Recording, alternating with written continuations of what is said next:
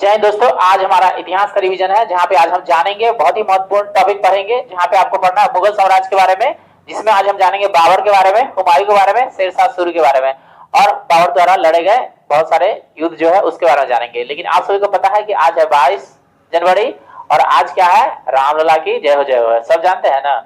तो सभी हिंदू वासियों को मुबारक हो। ठीक है, तो आज हमें पढ़ना है, ये सब जानेंगे और यहाँ से क्या महत्वपूर्ण प्रश्न बनता है आपके सामने रखेंगे। ठीक है, तो चलिए जानते हैं मुगल साम्राज्य के संस्थापक बाबर के बारे में क्या जानकारी है, पुस्तक में लिखा हुआ और कौन सा प्रश्न पूछा गया है और आपसे कौन सा प्रश्न पूछेगा, इसके बारे में डिस्कस करते हैं। ठीक है, तो मुगल वंश का संस्थापक है बाबर। ये क्वेश्चन ना परीक्षा में बार बार पूछा जा चुका है और आपसे भी पूछेगा, ध्यान रखिए।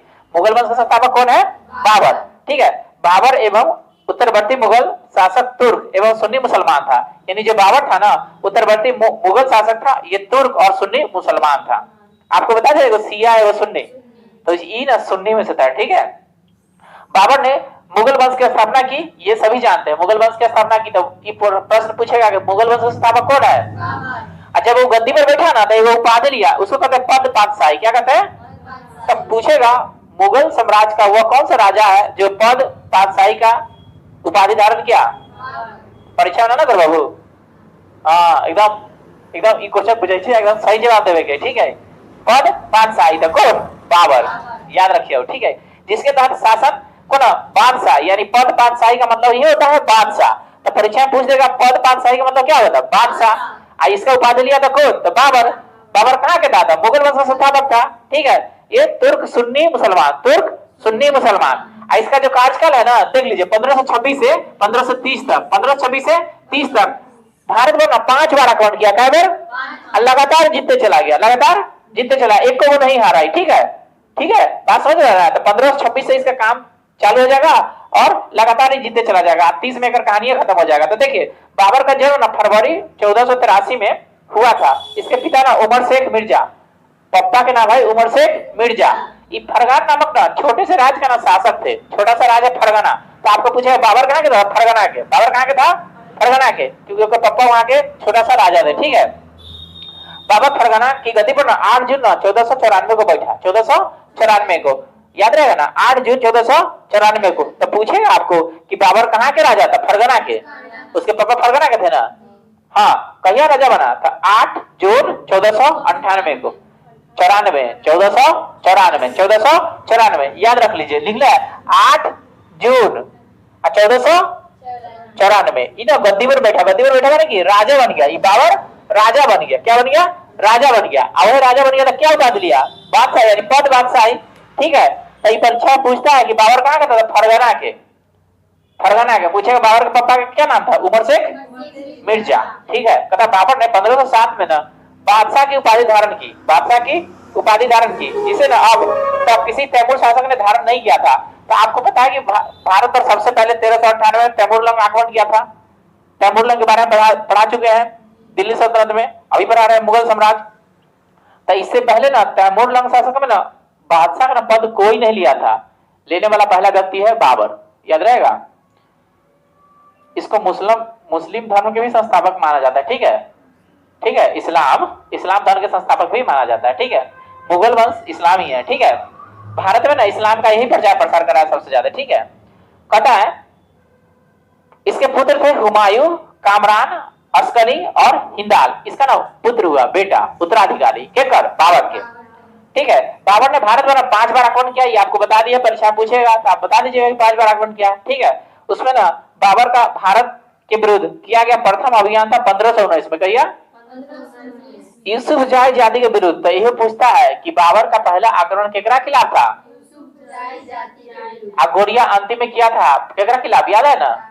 जाट के खिलाफ 1527 में, 1127 में। तो वो खत्म हो गया अग्रवाद। ठीक है, तो इसका प्रथम था यूसुफ जाही जातियों के विरुद्ध। ठीक है, प्रथम इस अभियान में बाबर ना जगह के नाम है बाजार और भेरा, नाम है बाजार और भेरा, अपने अधिकार में ले लिया। यानी कि छोटा सा जगह था बाजार और भेरा, अपने अधिकार में ले लिया। यानी 1519 में, याद रहेगा। तो पहला वहां से समझ गए, 1519 में वो जीत लिया छोटा सा युद्ध। ठीक है, अब आगे बढ़ेगा। अब ना पानीपत के प्रथम युद्ध होगा। ठीक है, तो पानीपत के प्रथम युद्ध में ना वो जो लड़ने के लिए युद्ध पद्धति अपनाया था ना, तो उसको तुगलकमा युद्ध पद्धति और तोप का प्रयोग किया था। इसलिए यहाँ के ना भारत के जो शासक था, आपको याद है कि उस समय कौन था? लोधी वंश, तो हार गया था। ठीक है, समझ गए? तो पानीपत ने प्रथम युद्ध में बाबर ने पहली बार तुगलकमा युद्ध नीति एवं तोपखाना का प्रयोग किया। तो तोप जानते हैं ना, एक की ओर गोली फेंकेगा सब सेना मर जाएगा, तो यही प्रयोग किया था। ठीक है, तो यहाँ से पूछेगा तुगलकमा युद्ध नीति का प्रयोग कौन किया था? कहिया पानीपत के प्रथम युद्ध 1526 में। याद रखिए, ये एक कारण ये जीत गया था। ठीक है, इसका ना दो व्यक्ति था, उस्ताद अली और मुस्तफा। बाबर को ना दो प्रसिद्ध निशानेबाजी था, एक नाम है उस्ताद अली और मुस्तफा। बाबर के ना दो निशानेबाज था, यानी कि जहां निशाना लगा के मारेगा ना वो खत्म हो जाएगा। ठीक है, उसका सेना तबाह कर देगा। ठीक है, तो ये निशानेबाज था। ठीक है, जिसने पानीपत के प्रथम युद्ध में भाग लिया था। तो आपको पूछेगा उस्ताद अली और मुस्तफा किसके सेना में थे? तो बाबर के। ठीक है, तो पूछेगा तुगलकमा युद्ध नीति कौन लेके आया? तोप का पहले प्रयोग कौन किया? कहिया हाँ, तो नाम है पानीपत के प्रथम युद्ध। परीक्षा में आएगा, याद रखिएगा। तो पहला तो 1519 में आप देख लिए, वहां पे जीत लिया यूसुफजई की जाति के खिलाफ। अब बाबर द्वारा लड़े गए कुछ युद्ध, जैसे पानीपत का प्रथम युद्ध 1526, खानवा का युद्ध 1527, चंदेरी का युद्ध 1528, घाघरा का युद्ध 1529। तो बाबर में लगातार जीतते चला गया। वो कहे ना पहले वाला 1519 वाला, ठीक है, तो वो जीतते चला गया लगातार। बाबर द्वारा लड़ा गया युद्ध है जो ना वो जीतते चला गया। ठीक है, तो आप फिर से पढ़ लीजिए। पानीपत का प्रथम युद्ध हुआ था 21 अप्रैल 1526 को। एक तरफ इब्राहिम लोदी और दूसरी तरफ बाबर। अब बाबर जीत गया, इब्राहिम लोदी हार गया। खानवा का युद्ध 17 मार्च 1527, एक तरफ राणा सांगा और एक तरफ बाबर। बाबर फिर जीत गया, राणा सांगा हार गया। फिर चंदेरी का युद्ध, चंदेरी का युद्ध हुआ तुम्हारे 29 जून 1528 को। चंदेरी का युद्ध हुआ 29 जून 1528 के। एक तरफ मेदिनी राय और दूसरी तरफ बाबर। फिर मेदिनी राय हार गया, बाबर जीत गया। फिर घाघरा का युद्ध 6 मई 1529 को, अफगान एवं बाबर के बीच। फिर अफगान हार गया, बाबर जीत गया। तो इस तरह ना बाबर जो भी युद्ध लड़ा ना जीत गया। ठीक है, क्यों? क्योंकि इसके उस्ताद अली और मुस्तफा बेहतरीन निशानेबाज था। आई ना तुगलकमा युद्ध नीति अपनाया था, और तोप के सामने कोई चलेगा, सबको बुझ देगा ना, इसलिए जीतते चला गया। ठीक है, कतरा इब्राहिम लोदी मध्यकाल का हुआ प्रथम शासक था जो युद्ध में ना मारा गया। यानी इससे पहले कोई राजा युद्ध में नहीं मरा है मध्यकाल में, इब्राहिम लोदी है से मरा है। ठीक है, बोलो लोदी के बेटवा इब्राहिम लोदी। तो इब्राहिम लोदी मध्यकाल का प्रथम शासक था जो ना युद्ध में मारा गया। कथा इसका ना इधर सिकंदर लोदी का बेटा है। इब्राहिम लोदी सिकंदर लोदी का बेटा है। ठीक है, आगरा शहर का स्थापना किया था सिक्कर। इसके साथ उसका ना मित्र ग्वालियर का राजा विक्रमजीत भी युद्ध में मारा गया। ठीक है, कथा हुमायूं ने कोहिनूर हीरा ग्वालियर के दिवंगत राजा विक्रमजीत से ना प्राप्त किया था। ये भी पूछता है कि हुमायूं किसका बेटा? बाबर का। तब कोहिनूर हीरा किससे से मिलेगा? विक्रमजीत से। यानी ग्वालियर के ना दिवंगत राजा, दिवंगत माने कि मर गए। ठीक है, विक्रमजीत के परिवार से न लिया था, यानी कि वहां के राजा मर गए तो उसके परिवार से ले लिया कोहिनूर हीरा। ठीक है, परीक्षा में पूछेगा, ध्यान में रखिएगा। बाबर को ना अपनी उदारता के लिए ना कलंदर की उपाधि दी गई। तो आपको पूछेगा मुगल काल का हुआ कौन सा राजा था जिसको ना कलंदर की उपाधि दिया गया? बाबर को। कलंदर की उपाधि बाबर को। बाबर ने मुसलमान को ना तमगा नामक कर से ना मुक्त कर दिया था, यानी कि मुसलमान से नहीं लेते थे तमगा। ठीक है, खानवा के युद्ध में ना बाबर ने राणा सांगा के खिलाफ जिहाद का नारा दिया और युद्ध में विजय के बाद ना गाजी की उपाधि ली। तो देखो एक और उपाधि ले लिया गाजी के। जिहाद का मतलब होता है ना कि ये जो हिंदू का देश है ना, अब इसको मुस्लिमों का देश कर दो, इसका मतलब होता है जिहाद। ठीक है, तो पूछेगा जिहाद का नारा कौन दिया? बाबर। कहिए दिया राणा सांगा के साथ लड़ाई में। और एक उपाधि क्या लिया? गाजी का। समझ गए? 30 जनवरी 1528 को जहर देने के कारण ना राणा सांगा को मृत्यु हो गई। वही राणा सांगा है जो बबरवा के बुलाया था यहाँ, ठीक है, युद्ध करने के लिए, ठीक है, लड़ने के लिए, लेकिन एकरो हरा दिया। क्यों? क्योंकि ये कुंभा से न लड़ता था, इसलिए। बाबर ने वही कौन चित्तौड़ स्तंभ वाला कुंभा, चित्तौड़गढ़ किला कहा था ना, चित्तौड़ बनवाया था, राजधानी था चित्तौड़। अब विजय स्तंभ बनवाया था राणा कुंभा, याद है ना, ओकरो से लड़ा था। ठीक है, बाबर ने बंगाल के शासक नुसरत शाह के साथ ना 6 मई 1529 को ना एक दूसरे के ना संप्रभुता का सम्मान करने का ना वादा करते हुए एक संधि की, जिसमें अनुसार ना नुसरत शाह ने अफगान विद्रोहियों को ना शरण न देने का वचन दिया। यानी कि एक तरफ था नुसरत शाह बंगाल में, इतने ना दिल्ली में अब राजा बन गया बाबर। तो बाबर ने दोनों के बीच में संधि कर लिया कि दोस्त तोरा पर ना हम आक्रमण करुआ, तू हमरा पर ना करिए। एगो अफगान है ना, ओकरा तू अपना बस से ना दिए, न तो हमरा पर आक्रमण कर देते। ठीक है, तो दोनों संधि कर लिया। ठीक है, तो बंगाल पे उस समय राजा था नुसरत शाह। ठीक है, तो दोनों के बीच में संधि कर लिया। ठीक है, तब करीब 48 वर्ष की आयु में ना 26 मई 1530 को ना आगरा में ना बाबर की मृत्यु हो गई। अब बेचारा मर गया। तब पूछेगा बाबर की मृत्यु कहाँ हुआ? तब पहले ना आगरा के आराम बाग में ना उसको दफनाया गया। ठीक है, अब फिर बाद में ना पता चला ना कि ये तो कह रहे थे कि हमको काबुल में दफनाना, किताबा अपना पढ़ा ना तुजुके बाबरी बाबरनामा, तो उसको वहां से उखाड़ के ले गया वहां पे गाड़ दिया। ठीक है, समझ गए? तब अब पूछेगा कि बाबर की मृत्यु कहाँ हुआ? आगरा में। आगरा में, तो उसको दफनाया गया आगरा के आराम बाग में। कहा? हाँ, तो प्रारंभ में बाबर का सब ना आगरा के आराम बाग में दफनाया गया। बात को ठीक से समझिए, पहले कहाँ दफनाया? आगरा के आराम बाग में। अब बाद में ना काबुल में उसके द्वारा चुने गए स्थान पर ना दफनाया गया। यानी कि जब सबके पता चला कि ओहो ये तो गलती नहीं कि हमरा हुआ दफनाइया, कहला कि किताब में लिख लेता है। ठीक है, तो इसको उखाड़ लिया वहां से, उखाड़ करके लेके चला गया काबुल में। ठीक है, तो अब आपको पूछेगा कि बाबर के कब्र कहाँ है? हाँ, काबुल, लेकिन कहेगा पूर्व में आराम बाग में। ठीक है, लेकिन काबुल नहीं दिले है, आराम बाग दिले है। मतलब आपसे पूछना चाह रहा है क्योंकि पहले ना बाबर इतनी आराम किया था। ठीक है, कब्र में दफना दिया था, फिर उठा के ले गया काबुल। तब बाद में पढ़ा था ना कि ओ इधर किताब में लिख लिया था हमको वहां दफनाया, मतलब ये चुन लिया था पहले से। ठीक है, समझ गए? तब पूछेगा कि बाबर के मकबरा कहाँ है? वर्तमान में काबुल, लेकिन पहले आराम बाग, आगरा के आराम बाग में। तब पूछेगा कि कहाँ दफनाया गया था? नहीं, आराम दफनाया गया था, अभी है। समझ गया? क्योंकि यहाँ से उखाड़ के ले गया ना, तो मतलब है ना काबुल में। हाँ, ठीक है, तैयो ये धू अभी से उखाड़ के ले गया, तैयो बनाए ओकर मकबरा। ठीक है, समझ गया? तो बात तनी तनी को समझिए, क्वेश्चन परीक्षा में आते ना और ठीक से पढ़िए हो कि क्वेश्चन की पूछेला चाहे तोरा से, फंसा तो नहीं वाला है। ठीक है, तो पहले दफनाया गया था तो आराम बाग, उसके चुने के जगह पर दफनाया गया है तो काबुल। ठीक है, आगे बढ़ जाए। ठीक, परीक्षा में आएगा, ध्यान रखिएगा। कहता बाबर की मातृभाषा तुर्की थी, यानी तुर्की भाषा का ना वो प्रयोग करता था। ठीक है, लेकिन वो अरबी और फारसी का भी अच्छा ज्ञान रखता था, माने कि उस दोनों भाषा ना उसको आता था, अरबी भी और फारसी भी वो जानता था, और तुर्की तो उसका राजकीय भाषा था। ठीक है, बाबर ने अपनी आत्मकथा बाबरनामा, बाबर की आत्मकथा बाबरनामा, तो परीक्षा में पूछेगा कि बाबरनामा कौन भाषा में लिखा हुआ है? तो तुर्की भाषा में। समझ गए? कौन भाषा में? हाँ, तुर्की भाषा। परीक्षा में पूछे से याद रखो, जिसका ना फारसी भाषा में आगे अनुवाद कर देगा। ठीक है, फारसी भाषा में आगे अनुवाद कर देगा, उसका नाम है अब्दुल रहीम खान खाना। तो आपको पूछेगा कि तुजुकी बाबरी को ना फारसी भाषा में अनुवाद कौन किया? अब्दुल रहीम खाने खाना। और जब पूछेगा बाबरनामा के लेखक कौन है? तो बाबर।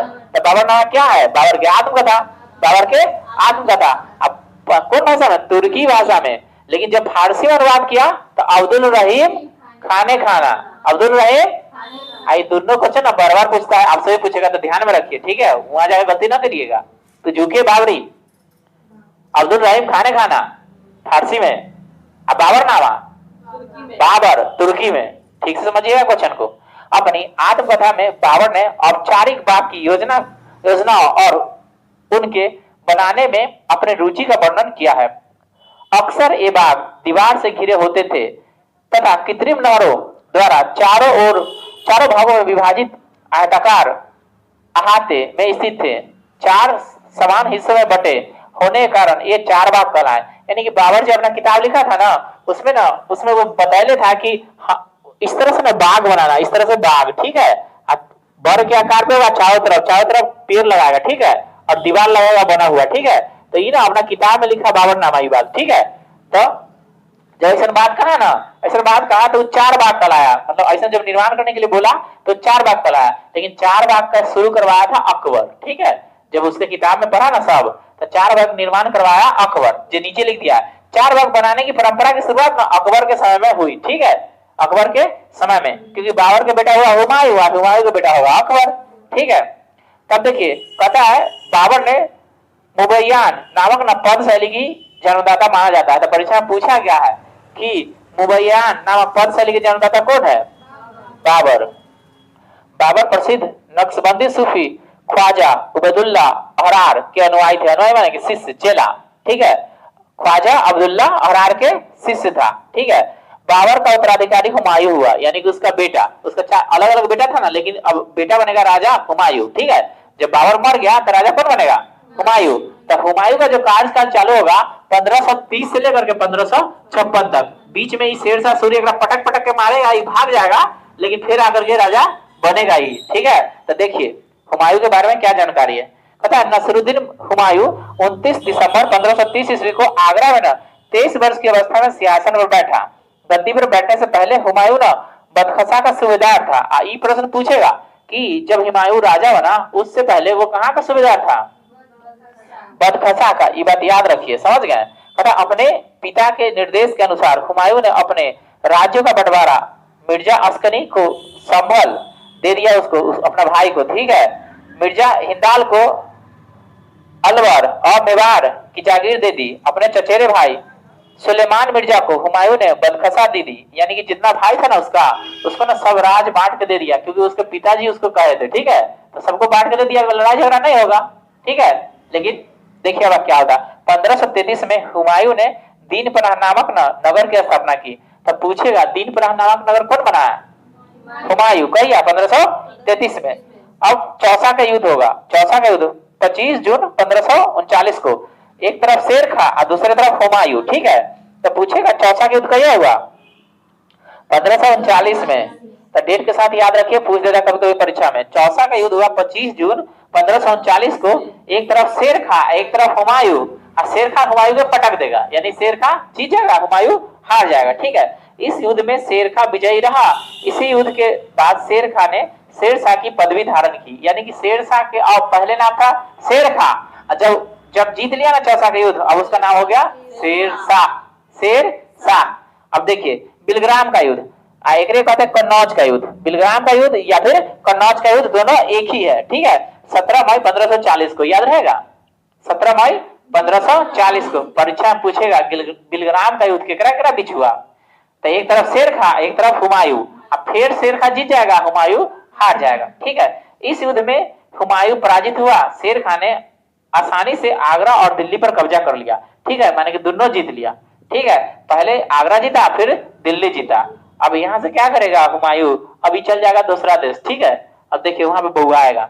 पता है बिलग्राम युद्ध के बाद हुमायूं ना सिंध चला गया। कहाँ चला गया? यानी इतने से भाग गया, ठीक है।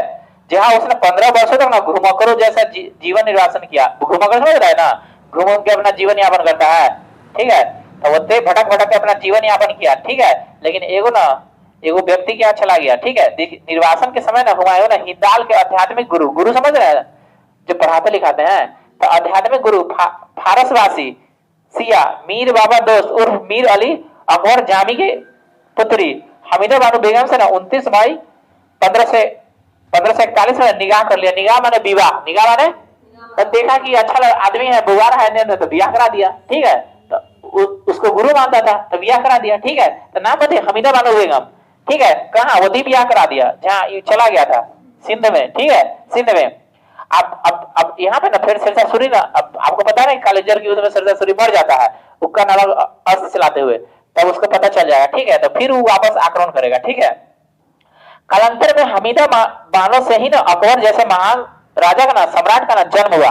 तब पूछेगा अकबर की मम्मी का नाम क्या है? हमीदा बानो बेगम, ठीक है। तो 1555 में हुमायूं ने पंजाब के सूरी शासक सिकंदर को पराजित कर पुनः दिल्ली की गद्दी पर बैठ लिया। अब देख लीजिए, अब 1555 आ गया ना, तो शेरशाह सूरी पहले ही मर जाएगा, ठीक है। तो ये बात तो जान जाएगा, ठीक है। और फिर आक्रमण करेगा पंजाब पर, ठीक है। पंजाब पे ना हुआ के राजा था सिकंदर, ठीक है। इस सूरी वंश का ही है, यानी शेरशाह सूरी के वंश के ही है, सूरी वंश के, ठीक है, सिकंदर सूरी। इसको ना सिकंदर को ना पराजित करेगा, फिर दिल्ली में आ जाएगा और दिल्ली पे अपना राज कर लेगा, ठीक है। समझ गए? यानी कि हारते बुआते फिर वापस राजा बन गए, ठीक है। समझ रहे हैं ना? अरे आप ऊपर पढ़े ना कि बिलग्राम के युद्ध में हार गया, चौसा के युद्ध में हार गया, अब भाग गया। 15 साल तक तो बुआ रहा था, हमीदा बानो बेगम से ब्याह करा दिया, अकबर का जन्म होगा होने का, ठीक है। अब फिर वो पंजाब के शासक सिकंदर को पराजित करेगा, फिर दिल्ली चला आएगा और दिल्ली को जीत लेगा, ठीक है। तो कहता हुमायूं द्वारा लड़े गए 4 प्रमुख युद्ध थे, जैसे देवरा का युद्ध 1531 में, देवरा का युद्ध, चौसा के युद्ध 1539 में, बिलग्राम 1540 में और सरहिंद का युद्ध 1555 में। तो ये सरहिंद के युद्ध में ना वो वापस चलाता है, समझ गए? सरहिंद के युद्ध में पंजाब वाला को पटकते हुए फिर दिल्ली में चलाता है, ठीक है। तो ये सरहिंद के युद्ध से ना फिर जीतने लगा, ठीक है। तो पूछेगा सरहिंद के युद्ध कहीं हुआ? 1555 में। एक तरफ सिकंदर, पंजाब के सूर्य शासक सिकंदर, और दूसरी तरफ हुमायूं, ठीक है। 1 जनवरी 1556 में ना 56 को दीन पना भवन में ना स्थित पुस्तकालय से ना सीढ़ी से ना गिरने का हुमायूं का मृत्यु हो गया। तो अब पूछेगा कि मुगल काल का वह कौन राजा था जो पुस्तकालय के सीढ़ी पर से ढलवना के मर गया? हाँ, तो पुस्तकालय के सीढ़ी पर से ना गिर के मर गया। ये क्वेश्चन पूछेगा आपसे, कौन है आदमी? हुमायूं। यानी वो ना किताब, पुस्तकालय में किताबें ना पढ़ते हैं, हाँ, तो शेर मंडल एगो सीढ़ी था, ठीक है। हवा पर जाकर ढनवाना आ गया, गिर गया, मर गया। तो परीक्षा पूछेगा आपसे कि पुस्तकालय के भवन से किसकी गिरने के बाद मृत्यु हो गई? हुमायूं। याद रखिए, आपको पूछेगा मुगल काल का वह कौन सा राजा था जिसकी ना मृत्यु सीढ़ी पर से गिरने के कारण हो गया? हाँ, पुस्तकालय के सीढ़ी के कर, हाँ, और सीढ़ी का नाम है शेर मंडल, ठीक है। कहता है हुमायूं के बारे में इतिहासकार लेनपुर, एगो इतिहासकार के नाम है लेनपुर, इतिहासकार के नाम है, हाँ, वो कहता है कि हुमायूं ना गिरते पड़ते इस जीवन से ना मुक्त हो गया, ठीक उसी तरह जिस तरह वह तमाम जिंदगी ना गिरते पड़ते चलते रहा। तो लेनपुर कहता है, आप देख रहे थे उसको खानवा के युद्ध में पटक दिया, बिलग्राम के युद्ध में पटक दिया, अब उन्हें कहीं जाकर बुआ रहा था, तो गिरते पड़ते पर जिंदगी चल रहा है। तो ये बात ना देख रहा था इतिहासकार जिसका नाम है लेनपुर, ठीक है। तो आपको परीक्षा में पूछेगा निम्नलिखित में से किसने यह कहा कि हुमायूं गिरते पड़ते इस जीवन से मुक्त हो गया, ठीक उसी प्रकार जिस तरह वह तमाम जिंदगी ना गिरते पड़ते चलते रहा? हाँ, इतिहासकार लेनपुर, इतिहासकार लेनपुर, याद रहेगा ना, परीक्षा क्वेश्चन है। कहता है हुमायूं ना ज्योतिषी में विश्वास करता था। अच्छा, छूट गया एक लाइन, अच्छा देख लो। कहता है हुमायूं नामा की रचना ना गुलबदन बेगम ने की। हुमायूं के बारे में लिखा हुआ है हुमायूं नामा में, गुलबदन बेगम उसकी रचना करने वाले हैं। तो परीक्षा पूछेगा कि हुमायूं नामा कौन लिखा है? ठीक है। कहता है हुमायूं ज्योतिषी में विश्वास करता था, इसलिए ना इसने सप्ताह के ना 7 दिन 7 रंग के कपड़े पहनते थे। तो अब यहाँ से वो क्वेश्चन आएगा कि मुगल बादशाह वह कौन था जो ज्योतिषी में विश्वास करता था और 7 दिन पे 7 रंग के कपड़े पहनता था? याद रहेगा ना, ज्योतिषी में विश्वास करता था। ये भी प्रश्न पूछा है, आपसे भी पूछेगा, तो मुंह पे एकदम याद रखिए ताकि वहां पे परीक्षा में आए कि बस आंसर लगाइए, ठीक है। हुमायूं के बारे में पूछ रहा है, ठीक, कि 7 दिन में 7 कपड़ा, यानी ज्योतिषी में विश्वास करता था, तो कौन था? तो हुमायूं, ठीक। अब इसके बाद ना आपको इसका कहानी चालू होता है शेरशाह सूरी के। बाबर हुमायूं पढ़ लिए, अब देखते हैं शेरशाह सूरी से आपको ना कौन प्रश्न बनेगा परीक्षा में, आपसे कौन पूछेगा, ठीक है। तो देखिए, सूर साम्राज्य के संस्थापक अफगान वंशीय शेरशाह सूरी। अब पूछेगा शेरशाह सूरी कौन वंश से आया था? अफगान वंश से, ठीक है। अफगान वंशीय शेरशाह सूरी, उसका पूरा नाम हो गया शेरशाह सूरी। अब पहले के नाम बता रहे शेर खां, हाँ शेर खां, ठीक है। कहता इतिहासकार है डॉक्टर के आर कानूंगो, इतिहासकार है डॉक्टर के आर कानूंगो के अनुसार हरियाणा प्रांत के नारगौल यानी मेहरगढ़ स्थान पर इब्राहिम के पुत्र हसन के घर ना 1486 में ना शेरशाह का जन्म हुआ था। ये बात कहते हैं डॉक्टर के आर कानूंगो, समझ लो कौन कहता है? डॉक्टर के आर कानूंगो। लेकिन एक और इतिहासकार है परमात्मा शरण का विचार है, यानी परमात्मा शरण कहते हैं कि शेर का जन्म ना शेरशाह का जन्म 1472 में हुआ था, वो कहे 86 में आई, कहे 72 में। तो परीक्षा में ना ये क्वेश्चन ना पूछता कि शेरशाह सूरी के जन्म कहाँ वाले से, ठीक है, कहिया वाले से, समझ गए? तो ये कहते हैं डॉक्टर के आर कानूंगो और दूसरा कहते हैं परमात्मा शरण, ठीक है, कि 1472 हुआ था। इनके बचपन का नाम फरीद खां था। ये प्रश्न बनता है कि शेर खां के बचपन का नाम क्या था? ये क्वेश्चन बनता है, इसलिए याद रखिए। आपको पूछेगा कि शेर खां के बचपन का नाम क्या है? हाँ, फरीद खां। यह सूर वंश से संबंधित था। कौन वंश से? यानी वंश का नाम है सूर वंश। इसके पिता हसन खां जौनपुर राज के अंतर्गत सासाराम के जमींदार थे, ठीक है। तो जौनपुर पूर्व का सीधा जानते हैं ना, तो जौनपुर के अंतर्गत ना सासाराम था, वही अपन एगो सासाराम बिहार में जो परिचय से, ठीक है, ये जौनपुर के अंतर्गत आता था, ठीक है। और उन्हीं के ना दीवान थे इसके पप्पा हसन खां, ठीक है, उन्हीं के दीवान थे, ठीक है, माने जमींदार थे, ठीक। हसन खां जौनपुर के ना अंतर्गत सासाराम के ना जमींदार थे, यानी शेरशाह सूरी कहाँ के हुआ? सासाराम के, हाँ, जमींदार के बेटा हुआ। फरीद ने एक शेर को तलवार के एक ही बार से मार दिया था, यानी कि जब वो तलवार ले लेता शेर से जब लड़ाई हुआ ना तो एक की तलवार शेर को मार दिया, ठीक है। तो उसकी इस बहादुरी से प्रसन्न होकर बिहार के अफगान शासक सुल्तान मोहम्मद बहार खान लोहानी, यानी उस समय ना बिहार के सुल्तान थे मोहम्मद बहार खान लोहानी ने उसे ना शेर खां की उपाधि दिया। देखा कि लड़का एक की तलवार में शेर के मार देता है, इसको बोल दिया अब तो शेर खां है, ठीक है, यानी फरीद खां उपाधि हो गया। पूछेगा शेरशाह सूरी के बचपन का नाम फरीद खां, और उसका नाम शेर खां को दे दिया, शेर खां को दे दिया बहार खां लोहानी, बहार खां। हाँ, अब देखो कथा शेरशाह बिलग्राम में 1540 के बाद दिल्ली के ना गद्दी पर बैठा, यानी कि जब शेरशाह जब हुमायूं को हरा दिया बिलग्राम के युद्ध में, तब दिल्ली के गद्दी पर बैठा, ठीक है। शेर खां के मृत्यु कालिंजर के किले को जीतते समय 22 मई 1545 ये पूछता है 1545, ठीक है, कही गया था 22 मई 1545 को हो गया, यानी कि बेचारा ना कालिंजर के युद्ध में लड़ने के लिए गया था, ठीक है, और उस समय ना उसका मृत्यु हो गया। तो प्रश्न पूछेगा मृत्यु के समय वो ना उक्का नाम का ना अग्नेयास्त्र चला रहा था, तो पूछेगा शेर खां मरते समय कौन सा यंत्र चला रहा था, तो उक्का नामक अग्नेयास्त्र, पूछेगा उक्का नामक अग्नेयास्त्र चला रहा था, ठीक है। वो कालिंजर का किला जीतने गया था, और कालिंजर का किला ना कीरत सिंह के था, किसका था, तो कीरत सिंह के किला था कालिंजर का किला, उसको जीतने गया था, और उक्का नामक चला था। उक्का माने कि उक्का से ना बम गोली वोली फेंकता है, ठीक है, तो जब फेंका ना तो दीवार में टकरा कर ओकरे में लग गया, तो बेचारा मर गया, ठीक है, समझ गए। तो उक्का नामक अग्नेयास्त्र चला रहा था, ठीक है। तथा हिंद तथा ईरानी वास्तुकला के समन्वयन का प्रथम उदाहरण है शेरशाह का मकबरा। तो पूछेगा शेरशाह का मकबरा कहाँ है, तो सासाराम में, यानी ये अपने लिए ना वो मकबरा बनवाया था शेरशाह में, ठीक है, सासाराम में, ठीक है। तो पूछेगा शेरशाह का मकबरा कहाँ है, सासाराम में। इसमें क्या है, हिंद और ईरानी वास्तुकला का नमूना है, हिंद और ईरानी वास्तुकला का नमूना कौन है, मकबरा, शेरशाह का मकबरा कहाँ है, सासाराम में। आज झील के बीच टीले पर है, झील है, चारों तरफ से पानी पानी है, बीच में, समझ गए, चारों तरफ से पानी पानी है, बीच में वो बनल, ठीक है, शेरशाह का मकबरा, समझ गए।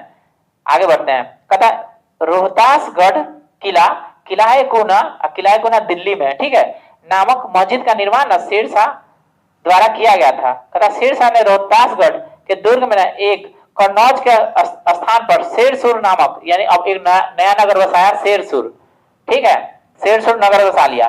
शेरशाह का उत्तराधिकारी उसका पुत्र ना इब्राहिम शाह, शेरशाह का उत्तराधिकारी इब्राहिम शाह। शेरशाह ने भूमि की माप के लिए ना 32 अंक वाला सिकंदरी गज, एगो पीछे पढ़ लिया गजे सिकंदरी, पढ़ा लिया ना, सिकंदरी गजी आई है, सिकंदरी गज, ठीक है, सिकंदरी गज, और सन की डंडी, सन समझो पटुआ जैसे उपयोग है सन, हाँ, तो सिकंदरी गज और सन की डंडी का प्रयोग किया था, कहला नापने के लिए भूमि के, डंडा से भूमि नहीं नापते हैं, हाँ, तो इसी सन की डंडी और सिकंदरी गज का प्रयोग कौन किया था, शेरशाह सूरी, तो 32 अंक वाला सिकंदरी गज।